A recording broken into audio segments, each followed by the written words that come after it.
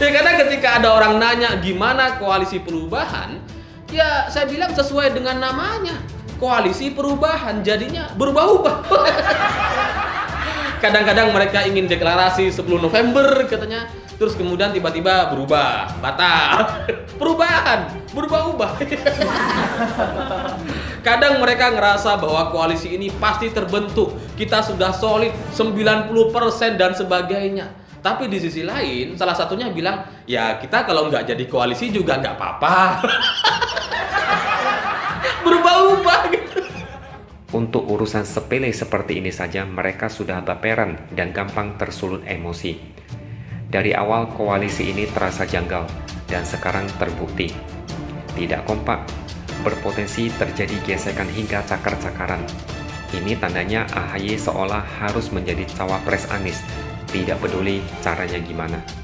Seolah sudah ada sinyal jika Demokrat tidak mendapatkan jatah kursi cawapres, maka Demokrat akan keluar dari koalisi.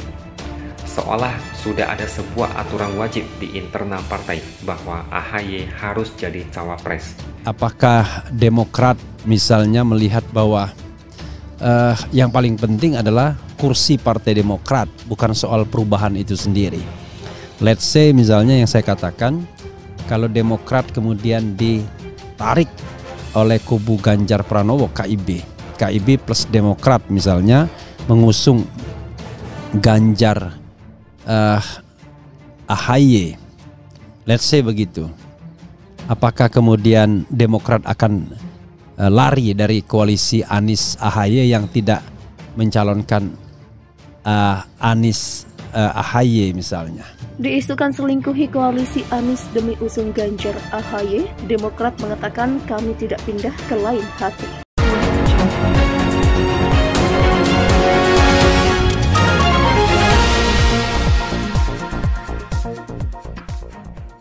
Koalisi perubahan yang digadang-gadang mengusung Anies Baswedan batal deklarasi pada 10 November 2022. Koalisi ini sedianya diisi oleh Partai Nasdem, Partai Demokrat, dan Partai Keadilan Sejahtera atau PKS. Namun kini Partai Demokrat justru diusulkan bahkan diyakini cukup banyak masyarakat akan hengkang dari koalisi perubahan. Hal ini tercermin dari hasil polling di kanal YouTube Refli Harun. Hal itulah yang dikonfrontasi langsung kepada juru bicara Partai Demokrat Herzaki Mahendra Putra yang sekaligus mengklarifikasi kabar partainya hengkang karena ada tawaran untuk memasangkan Agus Harimurti Yudhoyono dengan Ganjar Pranowo. Yang percaya akan hengkang 64%, silakan Anda mempertanggungjawabkan janji-janji surga ini. Apalagi Ganjar AHY ini peluang menangnya juga besar dibandingkan Anies Hovifah atau Anies Aher atau Anies Gatot misalnya, ujar Refli.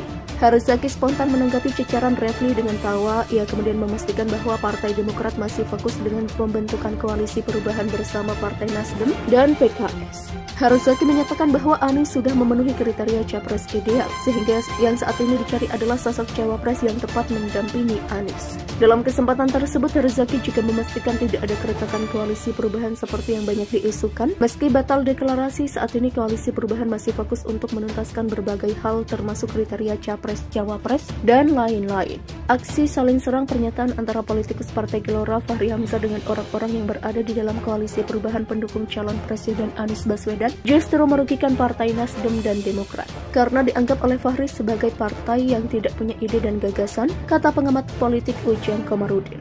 Menurut Ujang Komarudin, mestinya ketika mereka membahas koalisi sudah tidak ada lagi gimmick membuka peluang untuk putra sulung Presiden Jokowi, Gibran Rakabuming Raka, sebab Demokrat dan PKS sudah menyiapkan calonnya masing-masing.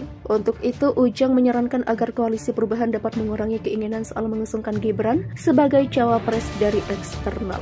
Diketahui keributan itu bermula dari komentar politikus Partai Demokrat Andi Arief yang menuntut konsistensi Nasdem untuk tidak memaksakan cawapres untuk Anies Baswedan. Melihat dinamika internal pendukung Anies tersebut, Fahri Hamzah melayangkan serangan pertamanya ke koalisi perubahan. Fahri juga menyebut koalisi perubahan tidak punya ide. Selain itu, Fahri menyebut koalisi perubahan terlihat seperti menunggu bandar politik menyantuni dana.